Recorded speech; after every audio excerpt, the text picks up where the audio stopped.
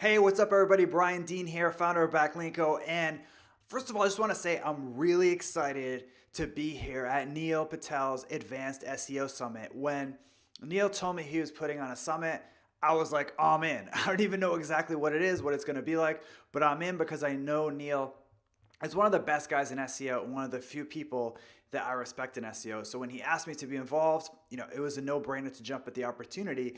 And in fact, I had recently put together a presentation that talked about a lot of new Google ranking factors, and I thought it would be perfect to share some of these with you today. So without further ado, let's jump right in. We got a ton to cover.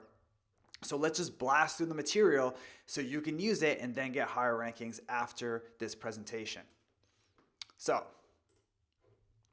about maybe a year and a half ago now, I published a post on my site called How to Get High Quality Backlinks Without Guest Posting. And like every post on my blog, after publishing it, I promoted it. I emailed influencers to let them know about it. I built links to it. I sent it to the email list, all the stuff that you normally do. And I also optimized it around a keyword. In this case, the keyword was high quality backlinks. That was my target keyword for this post. But take a look at this. A few weeks after promoting the post using the strategies I just alluded to, it not only ranked for my target keyword, but it also ranked for the keyword how to get high, right? How crazy is that? So needless to say, I was like, what is going on here? My post obviously has nothing to do with getting high. Why would Google ever want to rank me for that keyword? And when I looked at my post, I figured out probably what Google was seeing. I had the keyword how to get high in my title, and I also had it a few times in my article, things like how to get high quality backlinks. I said that maybe once or twice in the post, and Google saw that and said, well, this post must be about how to get high. Now that's already pretty interesting, right? Well, here's where things get even more interesting. A few days after I hit that top 10 spot for the keyword how to get high, my rankings dropped like a stone. I went to the top of the second page and the bottom of the second page, and it just kept dropping. And now I don't know exactly where I am, but last time I checked, I was at position number 33 for that keyword, how to get high. What is going on here, right? So needless to say, I was confused because everything I knew about SEO was when you get more links, you get higher rankings, right? But in this case, as the post aged and got more links, it actually got lower rankings. So this made no sense to me based on what I already knew about SEO. Now, what's going on here? Well, the answer comes from a guy named Steven Levin. He's a tech writer who wrote a book about Google called In the Plex. And what he did in this book is he went to Google and he kind of interrogated people that worked there, not just in the search team, but he did focus on that, and asked people how they did their thing at Google, basically. And in his book, there's a quote that he came up with that was pretty interesting that says, Google can see how satisfied users were. Google could see how satisfied users were. That has nothing to do with links, nothing to do with on-page, nothing to do with site speed, right? This is basically feedback from users. And their best sign of happiness was the long click. The long click. So this is direct feedback from Google users. Now, what is a long click? What does that mean exactly? Well, basically, a long click is when someone searches for a keyword, they click on your result, and they stick around for a long time, right? So this is different than a bounce, right? Because a bounce can be they go to your site and they click back quickly. This has nothing to do with bounce rate. This is separate. This is how long someone spends on your page. That's called a long click at Google headquarters. And when they see pages that get a long click, along with other signals, it leads them to believe that this is a good result for that keyword, so they give you higher rankings. Make sense? Good. Now, on the other hand, Google has another term that they called short clicks / pogo sticking. And this is just like what it sounds like. When someone clicks in your result and leaves really quickly, that's a pogo stick. That's called pogo sticking, and that's obviously a sign of a bad result. So back to my post about high quality backlinks, or depending on how you want to look at it, my post about how to get high. Now, if you look at my average session duration in Google Analytics at this time, which is how long someone on average from Google spends on my site. I set up my Google Analytics so it only showed traffic from Google. It was 2 minutes and 57 seconds. So on average, someone who searched for any keyword and landed on any page on my site, on average, spent about 3 minutes there. Now look specifically at this page. Look how low the average session duration is. It's only over a minute, a little bit over a minute. What's going on here? Now, look at what happens. Look what happens now, because that's already interesting, right? You can see that it has a lower, less long clicks, more short clicks in pogo sticking. But look what happens when the page drops for that keyword, how to get high. So it was number 1, it was number 7. I think it actually hit the number 5 spot at one point. And look where it is when it hits number 33. And needless to say, my post was still ranking for my target keyword, high quality backlinks. So we're talking about the same page, same signal, same on-page SEO, one keyword ranking number 1 and the other ranking number 7. Then it went down to 33. What's going on here? Well, it turns out that the average time session duration that I showed you of 1 minute was not equal between the two different keywords. So for example, people searching for how to get high, they were leaving right away. They were pogo sticking, right? They showed up, didn't like what they saw, so they left. On the other hand, people searching for high quality backlinks were like, this is amazing, this is great. I should stick around and read more. It blew their minds, basically. And even today, these rankings still hold up. I rank number 1 for my target keyword, number 33 for how to get high, with all the same metrics that we always look at, right? The links and the on-page and all that stuff. Now, when I analyzed 1 million Google search results to kind of figure out more of how the algorithm worked, we found a correlation between bounce rate and rankings across the site. So the lower a site's bounce rate in general, the higher it tended to rank. And like I mentioned, this dwell time short click thing is not exactly bounce rate, but this gives you a good proxy measurement of whether a content is satisfying a user or not. Now, of course, we've all heard about these traditional ranking factors in the past, things that are actually still important, like backlinks, keywords, anchor text, title tags. But I'm here to tell you today that there's huge change happening in Google's search engine. And if you can take advantage of it, you can rank above your competition, because they're still going to be worrying about old school on-page SEO stuff or old factors, and you're going to know what's up when it comes to SEO in 2017 and beyond. So let's just jump right into our first new Google ranking factor, which we already talked about, this long click versus short click thing. You already saw the difference that this single metric can make on whether or not a page ranks in Google. But the question is practical, right? How do you improve your dwell time? Well, first of all, don't rank for a keyword like how to get high. Unless your article is about how to get high, then it'll probably do really well. But otherwise, don't. But what else can you do? Well, it turns out that there are some simple strategies you can use, like bucket brigades. And bucket brigades are simple. They're words and phrases that keep people reading. That's the idea. So and by keeping them reading, you keep them on your page and they don't bounce or become a short click. Here's an example of a bucket brigade on my site. Look, right? So that goal of that is just to get people to read the next line. And then once they get into the article, or once they start reading and get interested, they're much less likely to hit their back button and become a short click. Or you say things like bottom line, right? And then the person wants to read the next line because they want to see what the bottom line is, and it keeps them on your page for longer. Here are some other bucket brigades that you can use in your content. And while you read those and maybe jot them down, I'm going to take a sip of tea. All right, moving right along. Content chunks. This is a big one. Now, we're going to do, just for yourself, take a look at these two pieces of content. You obviously can't read them. Which piece of content would you rather read without knowing anything else? Right? If you're like most people, you rather read the content on the left because it's just so much more readable than the content on the right. And that's actually a great strategy to look at in terms of how you set up and structure your content on your own site. So how can you make your content more readable and turn it into chunks? One, a simple one is to use quote boxes. I use these all over the place at Backlinko. And if you ever quote someone, have it stand out somehow. It's a great way to break up your content. And if you use a lot of quotes like I do, it looks really nice. You could also just use lots of subheaders, right? You don't need to use anything fancy or create any new graphics on your site, just lots of subheaders to break up your content. In fact, this is something that Neil taught me back in the day when we first connected, back in, I would say, 2013. I noticed that his stuff at QuickSprout that he wrote always used subheaders, and he still uses them today. It's something that still works really well. How about the APP method? This is actually one of my favorites. And again, I don't know exactly where I learned this. I think it was from an old copywriting book.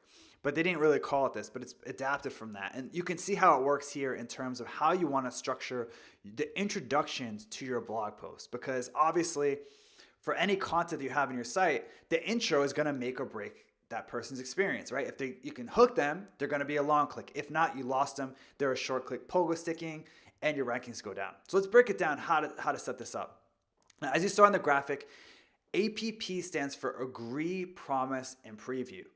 Let's break it down with a real life example. Here's a post from my site called How to Create a Squeeze Page That Converts at 21.7%.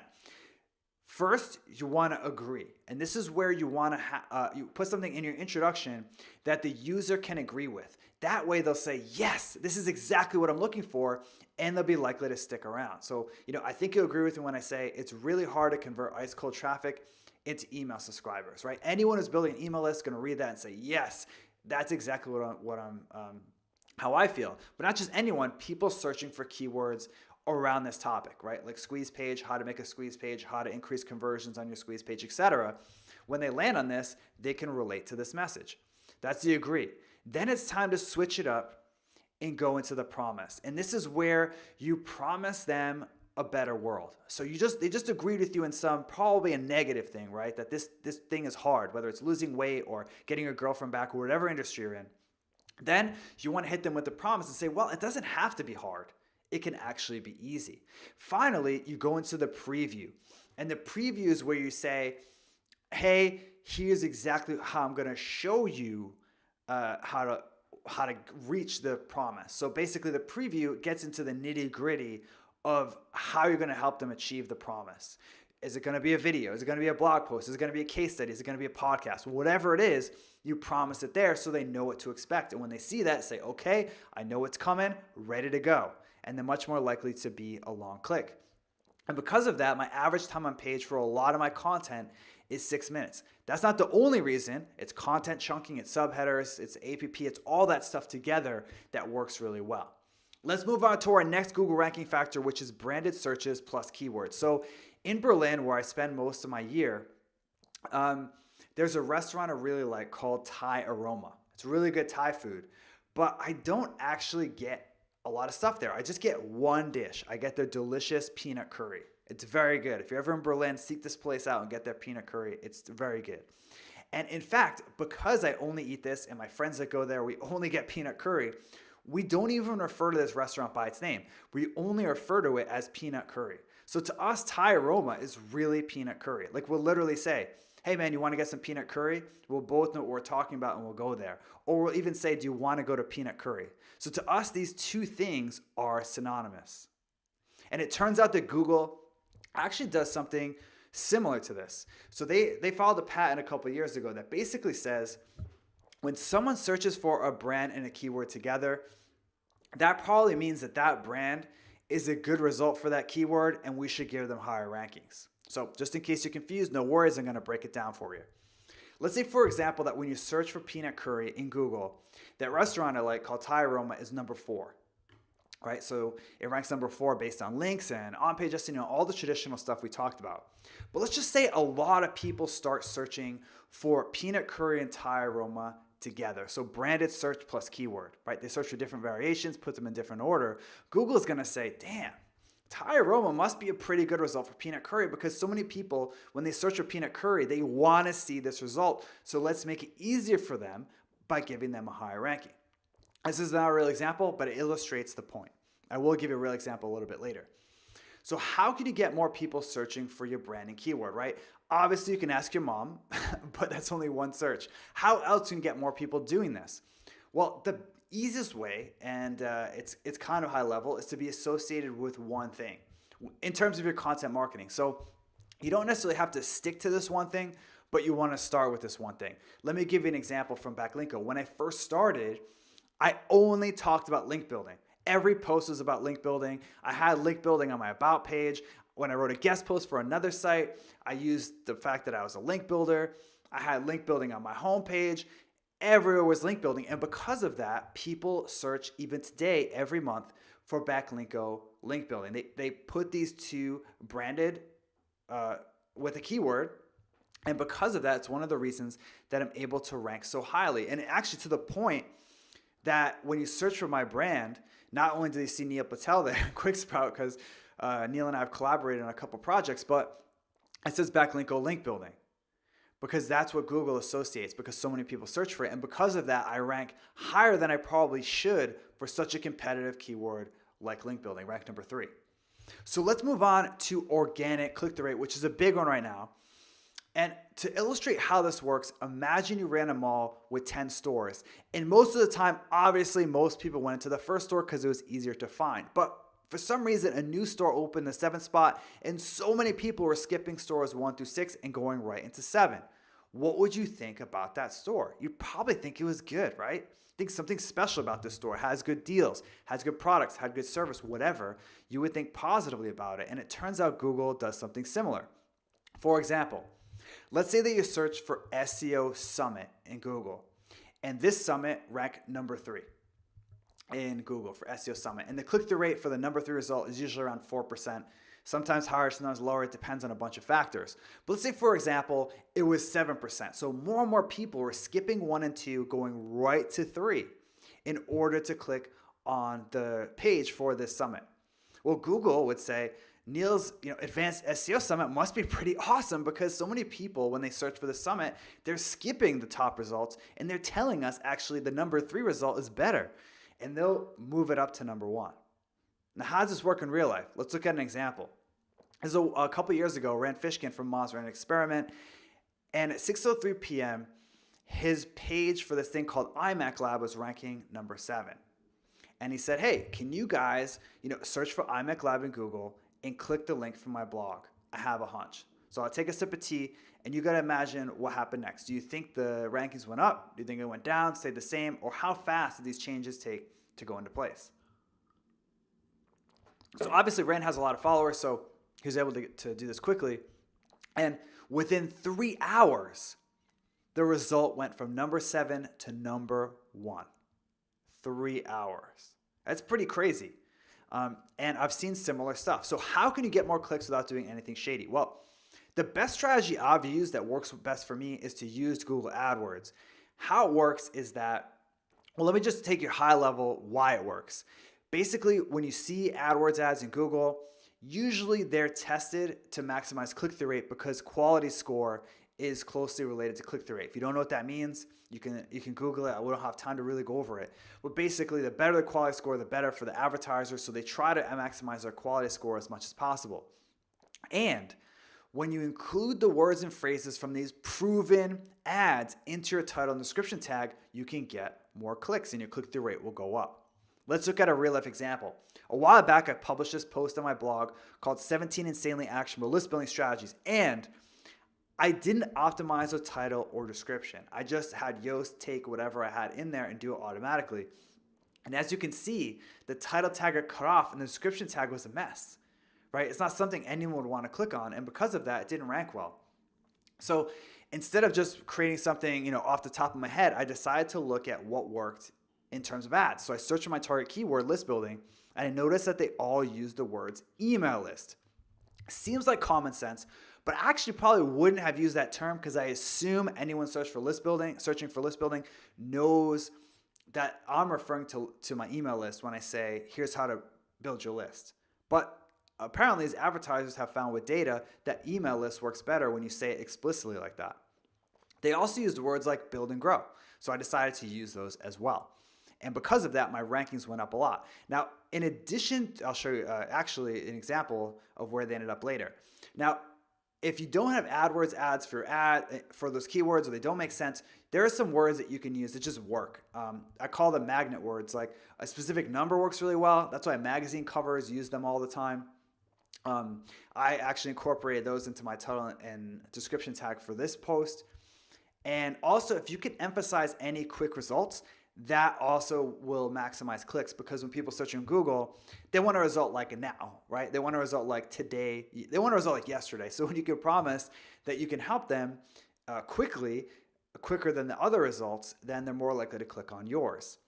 That's one of the reasons I rank well for the keyword is because my click-through rate is very good. Now let's move on to our next ranking factor, which is Google Hummingbird and semantic search. Now in 2010, First of all, can you believe this screenshot of Google is from 2009, 2010, right? It looks like it's from like 1998. It's so old looking, but this actually what Google looked like about 7 years ago. And back then, they were all about content. So when you search for who is the sexiest man alive, they would scan a page for the keyword appearing in the H1 tag and in the alt text of images and then the title tag and then the domain name and all that stuff, right? Now today, Google is all about context. They're much more advanced when it comes to the sort of keyword matching and knowing what someone is searching for actually wants. So when you search for that now, they look at LSI keywords, alternatives of the keywords, and things like that. And that's why when you search for this keyword in Google, in my opinion anyway, they have a very accurate result. That's just my opinion, but I think they do a good job over there at Google. So the question is, how can you use semantic search to get higher rankings? Well, one strategy that I like to use is to include LSI keywords in my content. LSI keywords are actually super simple. They sound complicated with latent semantic indexing, but all it really means is synonyms and closely related words to your target keyword. So let's look at an example, like cars.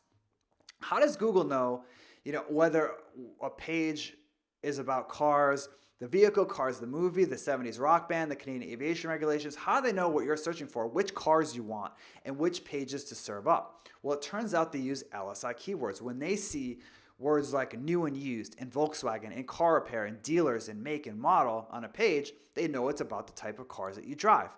But when they see words like film, motion picture, directed, they know it's about Cars the movie. These are LSI keywords. Now, there are tools you can use to analyze this, like MarketMuse. And in fact, I teamed up with them for this million result ranking factor study that I talked about earlier. And basically, the more thoroughly you cover a topic, that's better for your SEO, the higher it tended to rank according to our data. Now, we used a subset of the million search results. We only used 10,000 for this, but it was statistically significant nonetheless. So how can you find LSI keywords and use LSI keywords? Well, it's actually not that hard. I'm going to walk you through a real life example right now. Here's a post that I published a while back that wasn't performing as well as I liked. So what I did was I searched in Google and I went to the bottom of the search results under this searches related to area. And I noticed there were terms here that I didn't use in my post, like what SEO and PDF. So I decided to incorporate those into my content. And it's one of the reasons that I rank so well for this keyword, these LSI keywords.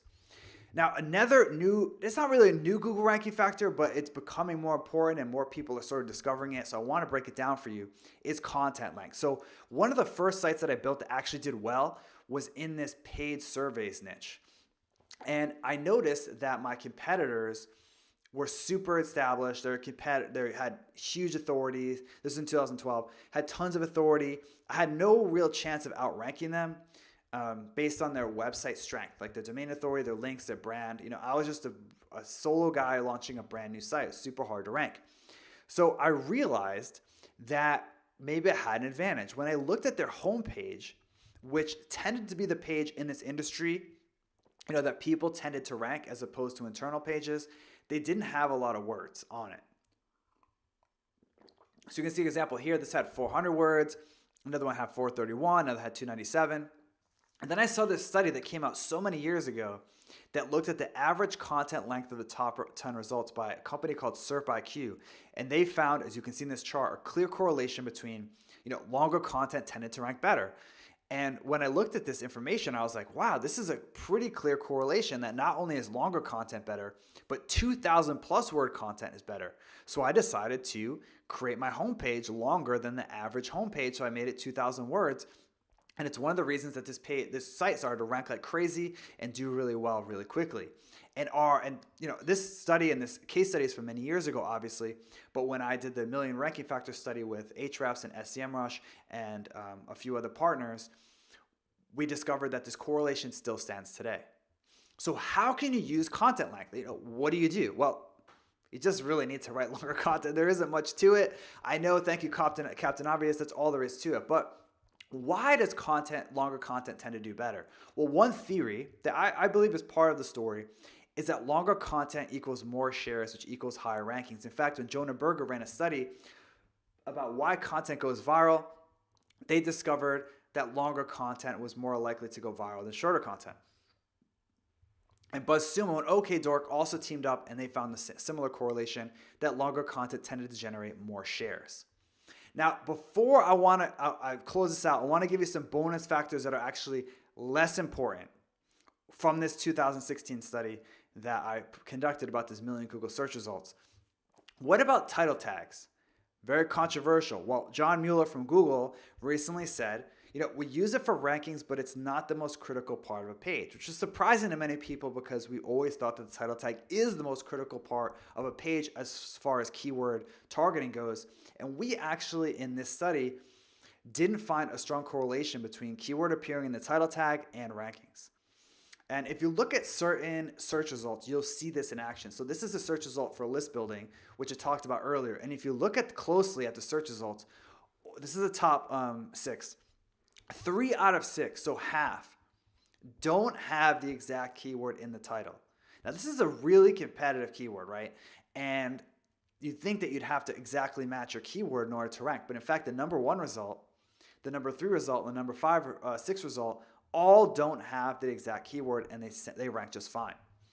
How about things like an H2 tag? Does that help? Found no correlation between putting a keyword in your H2 tag and ranking for that keyword. We also found no correlation between keyword appearing in an H1 tag and ranking for that keyword. Now, let's look at some bonus factors that are still important. So I kind of was like, this is the new thing. You need to worry about branded searches in your keyword, and that stuff's important. It's becoming more important, but that doesn't mean you should throw the baby out with the bathwater. There's still a lot of old ranking factors that are still important, like number of links. So the number of referring domains that link to your site is still the number 1 ranking factor we found in this study, right? That I talked about. Also, your domain rating, according to Ahrefs, how authoritative your domain is as a whole, we found a big correlation between that and ranking. So you want to be on an authoritative domain. How about things like site speed, which has been around for a long time? Also a significant correlation. So these old things are still important, even though there's a lot of new stuff on the horizon, even in action right now that you can take advantage of. So as you see, this old stuff is still around, but there are a lot of new factors that are coming into play that you should take advantage of if you want higher rankings. And when you do, you can get high rankings for any keyword, especially if you want to rank for how to get high. Thank you so much.